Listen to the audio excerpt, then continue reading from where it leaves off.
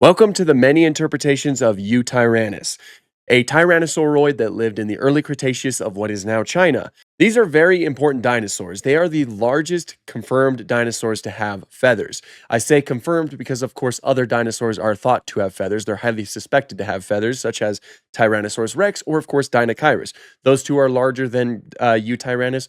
But as it currently stands, Yutyrannus is the largest dinosaur with direct fossil evidence of having them, which is really cool because they were decently large. They had a length of around 7.5 meters and an overall weight of about 1.1 tons. They're also relatively recent in terms of their discovery. They were discovered all the way back in 2012, which is decently recent, but it's also kind of a long time ago because time is flying because, that's how things work, I guess. But there was about 3 of them found, and of course, again, they were found with feathers, which was huge for the time. They kind of helped recontextualize the way we can look at dinosaurs. Before that, it was kind of thought that larger dinosaurs wouldn't be able to have feathers because they were just simply too large and that would overheat them.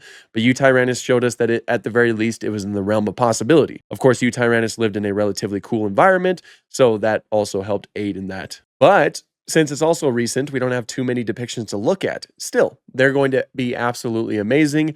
So let's get right into it. We'll start off with the Land Before Time. So these Yutyrannuses, or at least I assume they're Yutyrannuses. I've heard some people say that they're Proceratosaurus or something like that.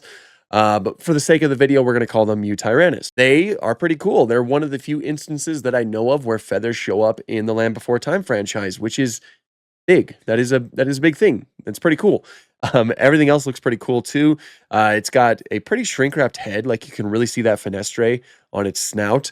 But it is decently thin, which is true for Yutyrannus. Yutyrannus famously does have a very deep skull, like a very thin skull, compared to something like Tyrannosaurus rex, which is not in the same family as Yutyrannus, but is part of the same superfamily. So they are pretty related. So that often comparisons will be made between the two of them. It also does have this sort of nasal ridge that is on the nasal portion of its skull. That is something that Yutyrannus had as well. It's something that would look really cool and could have possibly been used for display. And the feathers are actually quite sparse on these fellas. It actually kind of looks like they have sideburns because there's like feathers on the sides of their on their cheeks, on the where the jugal is, and just sparse feathers on their back. Yutyrannus likely would have been completely feathered because of the distribution of the feathers that we found. They kind of show up just like, I think, towards the back and towards the neck and whatnot. It's likely that they had complete feathering, and they would have been these sort of downy, like downy plumage, I suppose. But still very cool that there are feathers in this.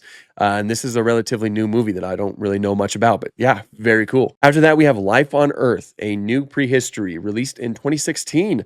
Checked out the footage for this one, and they look really good. I really quite like them. It looks like it's the correct type of feathers. The skull looks really good, properly thin in the snout, and it has that nasal ridge. The only thing it seems to lack, I think, as far as I can tell, I could be incorrect, but I think that it lacks the type of horns that Yutyrannus had, these sort of lacrimal horns. That is, again, something that Yutyrannus had and is not present here, but the feathers look really cool, and the quality of the CGI, I think, looks fantastic too. I like how they kind of like, I guess, what would be the name? Kind of like turn their heads like quickly, sort of like birds. Just a cool little detail that I always love to see. So I think that this one's also very fantastic, and I'm a huge fan of it. Then we'll move on to the Jurassic franchise, which there's not too many. At least there's none in the movies or the shows. But wait, there almost was in the show. In Camp Cretaceous, we were introduced to Bumpy, who is a baby Pachycephalus. Wow, I almost called it what? A baby Ankylosaurus. Bumpy is amazing. Everybody loves Bumpy. I love Bumpy. But apparently, there were ideas to have different dinosaurs to be in the place of Bumpy. And here are a few of the options that I just learned about: Cryolophosaurus, Ceratosaurus, and Yutyrannus. Now, like I said, I love Bumpy. She is a very awesome ankylosaur. She is easily one of my favorite named dinosaurs in the whole franchise. But we could have had a baby Yutyrannus? That's like an opportunity you can't pass up.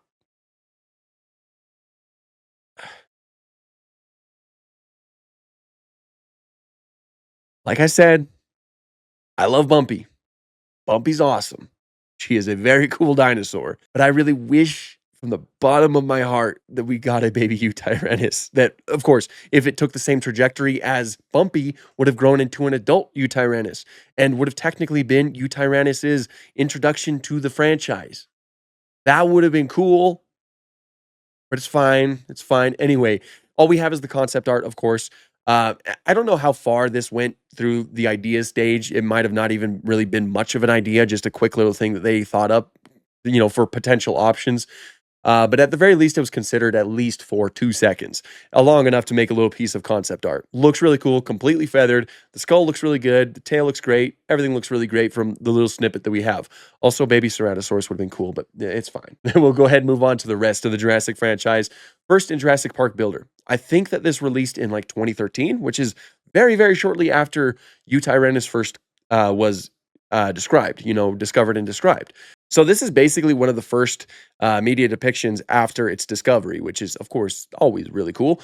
And it looks like this, completely feathered by the looks of it. You start off with a relatively dull coloration, and the more you level it up, the more you grow it, the more bright colors it gets, and it looks really cool. Kind of looks a little bit gnarly, though, like a little bit diabolical. But yeah, the skull looks great. It has that nasal ridge. Does lack the sort of crests or horns, whatever you'd want to call them.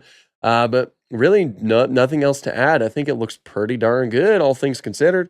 So yeah, that's another good one. In Jurassic World, the game, I don't have Yutyrannus in my park, so we're gonna have to talk about it externally. It looks like this. Not my favorite, but it's not terrible. Realistically, it's not terrible. Actually, it's not bad. It does have feathers. It looks like the feathers are a little bit more sparse. They don't cover the animal as much as they probably would, but they're not bad. That looks pretty good. It has the nasal ridge. The skull shape looks pretty decent. It is a little bit shrink wrapped right there. It's got the longer arms. That is one thing I haven't mentioned yet. Yutyrannus did have longer arms with 3 fingers instead of 2 that we find on later Tyrannosaurids. It was kind of like a middle ground in terms of Tyrannosaurids. You have like or Tyrannosauroids. You have the earlier like Proceratosaurids, which I believe Yutyrannus is a Proceratosaurid. But you have those earlier ones that typically had like larger crests on their nose. And of course, they had longer arms and whatnot, but they were relatively small. And then you get to something like Yutyrannus, where it has a reduced nasal structure. It just has the nasal ridge, but it still retains some of the traits like the longer arms with 3 digits. But it has a larger size, which is similar to the later Tyrannosaurids, or at least a good portion of later Tyrannosaurids, like T-Rex, Daspletosaurus, Tarbosaurus, all of those fellows. So it's an interesting kind of like bridging animal, which is one of the reasons why Yutyrannus is very cool. Now here's the happy fella in Jurassic World Alive. Now this one's pretty decent, all things considered. It has the feathers. It has the is what seems like the correct type of feathers. Really cool black coloration with some white and some gray. All around, everything looks really cool. My one gripe is that this certainly just does seem like the Jurassic Park T-Rex, just with some feathers on it, which is a little bit unfortunate. Of course, they did give it the proper amount of fingers, which is really cool. I am glad that they did that. And, the feathers, again, are a huge standout for it. But that is mostly what it seems like to me. Regardless, it still does look really cool. And currently, there's some loading art. Like when you load into the game, you get this art right here where it's Yutyrannus in a forest. Looks very cool. And I love stuff like that. So, yeah, pretty good. But definitely not my favorite.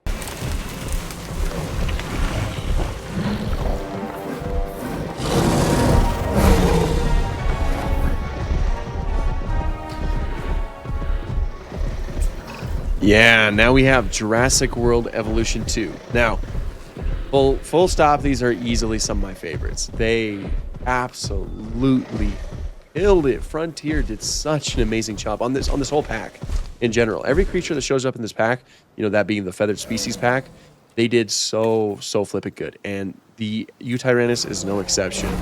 It's completely feathered. The feathers seem like it's the proper type of feathers. This is also something I haven't mentioned, but I think it's noticed on Yutyrannus that the feathers towards the neck are a little bit longer, a little bit more fluffy compared to the rest of the body. That is something that is also represented here. Got those lacrimal horns, got the nasal ridge, and it's even portrayed with lips, like some soft tissue, which of course is not something that's necessarily confirmed for dinosaurs. I'm one who's personally for lips, but I know that it's still a debated topic, but still cool that it's presented here. My only gripe here is that it basically has no stomach.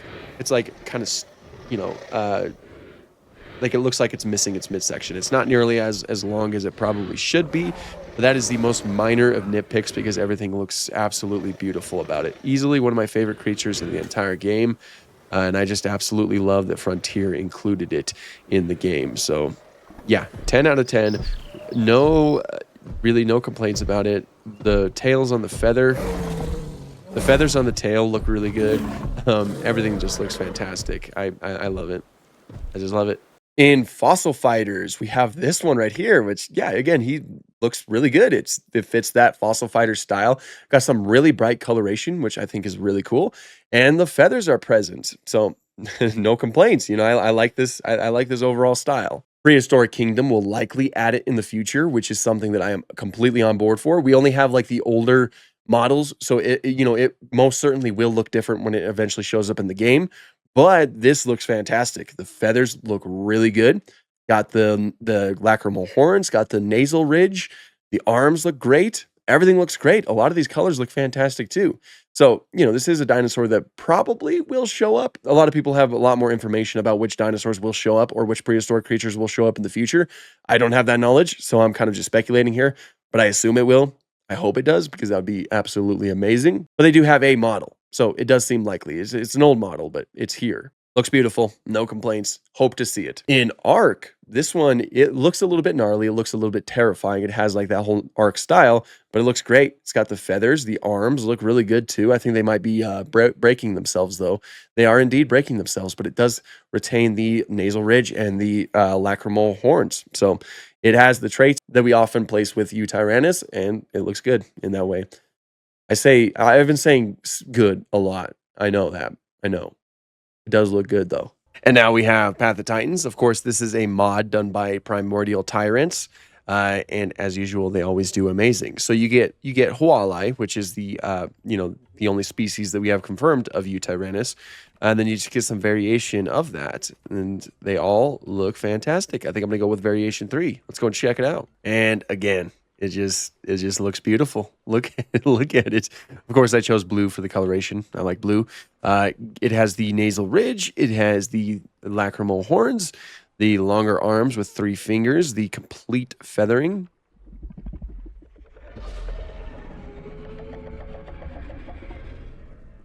I like the kind of clicks that it has, like whenever it's doing those type of vocalizations.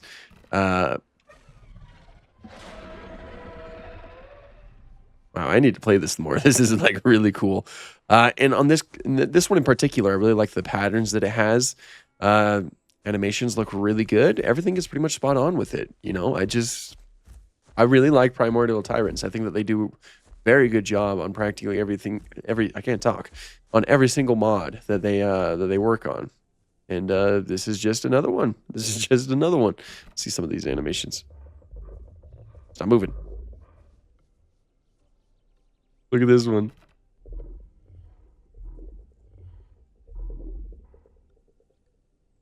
That's what I'm talking about.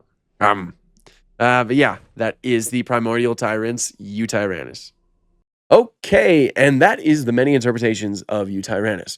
Again, not a lot, but still very good depictions nonetheless. There were a couple depictions that I knew about, like I was able to Google about, but I wasn't able to actually find them. And those are from Tyrannosaurus Behind the Art, which honestly it might no, it's in a documentary by James Gurney, but I wasn't able to find it anywhere. It shows up as an illustration, I suppose, but again, I'm not able to find it. And also in Dino Y-Rex, which is a documentary, I assume, that appeared in 2015. Also, I wasn't able to find anything from that, but Yutyrannus does show up in those 2 projects. But yeah, this was a fantastic one. I'm thinking that I'm going to only stick to colder dinosaurs and other prehistoric creatures for the month of December, trying to keep a little bit of a theme going on with the approaching holiday season. Well, it is the holiday season. Of course, Christmas is fast approaching. So I think I want to keep things within that theme. Yutyrannus did live in a relatively cool environment. It did have colder winters. So that makes sense. I don't know. I just thought it would be fun, simply. But yeah, that is also that was the many interpretations of Yutyrannus. If you enjoyed this video and you like dinosaurs and other prehistoric creatures, please consider subscribing. That really does help out a lot. But until next time, have an awesome day.